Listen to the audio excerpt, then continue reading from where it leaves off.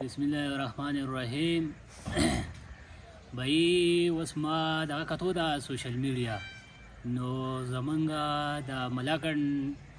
ډیویژن چې کوم دغه دی د کمیشنر هغه پریس کانفرنس کوو چېرې موږ د کالام نه واله او دغه پورې اپریشن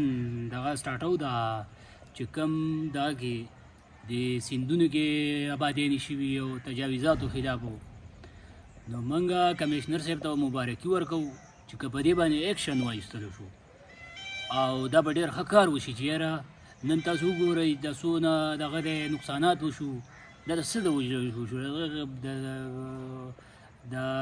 غیر قانوني د قانون چا نه دی پالو کړی هر چا پې سترګې پټې کړي دي نو د دې وجې له دغه شو. دویمه خبرې پکې دا وکړه چې یاره که پالیټیشن والا پکې څوک پکې سیاسي کسان په دې کې راغله او دغه وشو د هغه پکې نه والو نو اف آی آر به پې کوو. بھائی ایف آئی آر ته ضرورت نشته. ایف آئی آر خو دا پې تا وکړو سبا بیا کیس وشي د ټوټل د غټه مسله دی دغه شوره پالیټیشن خلکو جوړه کړې چې کم ځای کې ورځي تجاوزاتو د ورځي چې بس هغو پکې دغه کوي د پالیټیشن خلک پکې راځي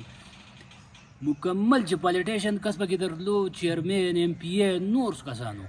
مکمل یې ناهله کوي چې بیا دغه ته نشي ودرېدی الیکشن ته نشي ودرېدی د عمر برله یې ناهله کوي چې چا د دغې غیر قانوني دغه مخنیوی کوو چې مخنیوی کوو